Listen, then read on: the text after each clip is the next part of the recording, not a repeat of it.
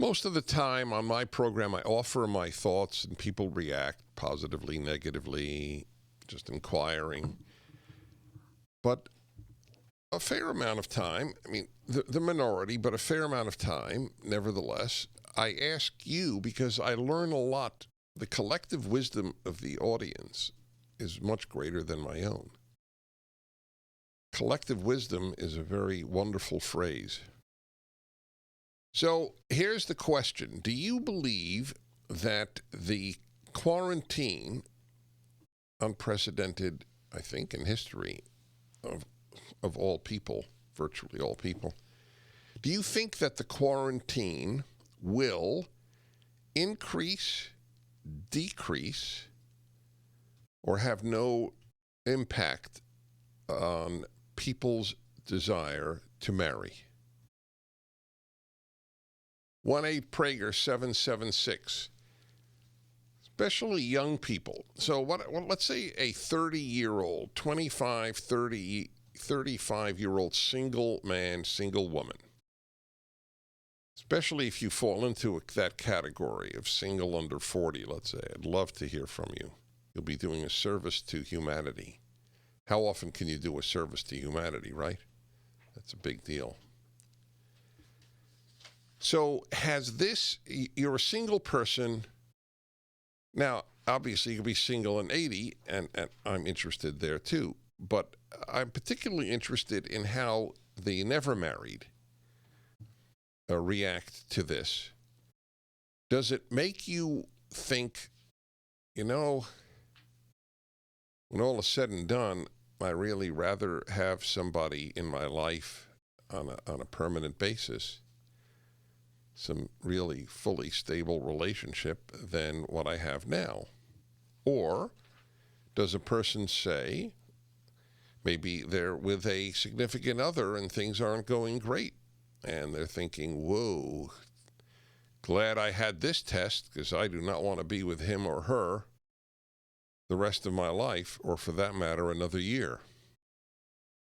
Whichever comes first. That was just dark humor. Don't worry about it.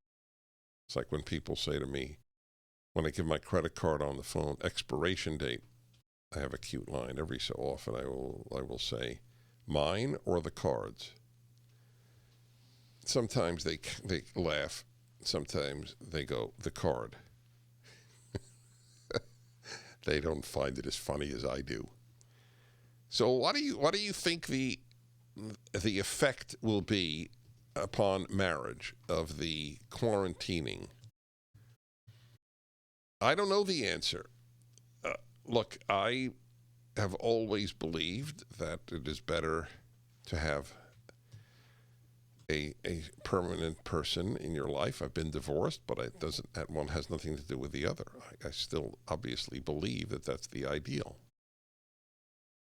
It's like saying I think the ideal is to drive a car, but I've had bad crashes or a bad crash. I've never understood the idea divorce made you, or your parents' divorce convinced you not to marry. I always say, if your parents had a terrible car crash, would it convince you not to drive?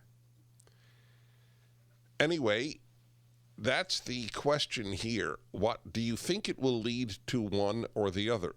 Just as I'm thinking now, I don't need to pursue this, but I'm also wondering if it has had any effect on people's desire or lack of desire for children. I don't think that that's as big an issue at this time as, do I want someone permanently in my life? There are a lot of interesting questions that this whole thing has raised. Now that there have been months of forced domestication of the two parents,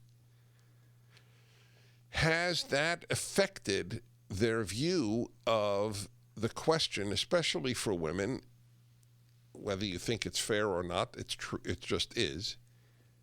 And that is work out of home versus more toward a full-time mother and wife and taking care of a home. I wonder if that's affected any women. I see the difference being with my kids, and the truth is, going to work is not quite as satisfying. I mean, that might be. It's not my overriding question because it's the male-female hour, but I would be interested to know the effect of this on mothers in particular. That's got to have had an effect. It's impossible not to have had an effect. The effect might be to reinforce what you're doing, but it's not possible. There is no woman whose full-time job out of the house, who has little kids in the home, who has not thought about this question at this time. Doesn't mean it's affected her decision, but it's not possible that she hasn't thought about it. But my bigger question is, what will it, or not bigger, rather the question that is germane to the male-female hour is, will it increase people's desire to marry? Or the opposite. It might tell people, wow, this is what it's like full-time with a person? Not for me, thank you. Or have no effect. So that's the question on the table. And let's go to Kyle in Cleveland. This is the famous Kyle of Cleveland. Hi. Hi, Dennis. I'm kind of amazed I got on again, but I was on a couple weeks ago. I think it will definitely increase people's desire to be married because it's one of the most stable, consistent institutions historically, and we're in a time of great instability turmoil, and unknown. right? So but the question is, you're 24, correct? Yes. Right. By the way, I remember that as my happiest birthday. For whatever reason, 24 sticks in my mind. Anyway, I assume, but tell me if I'm wrong, obviously, that you felt this way before the lockdown. You know what? When I was a lot younger, I always saw myself getting married, and then for whatever reason, as I grew older into my older teens and early 20s and stuff, it sort of ebbed away as a desire and a possibility, and now it's so like it has coming back. so it has had an impact. It has. Oh, that's very interesting. Have you discussed this with any of your peers? No, I'm not a super social person, and so I don't really discuss much with my peers. Why not?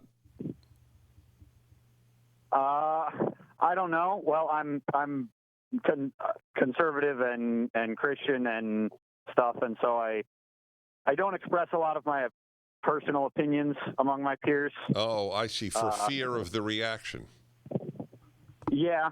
Yeah, that's the age we live in. Isn't that amazing? I'm conservative and Christian. I'm 24, so I'm glad I asked him why. So it's not his temperament.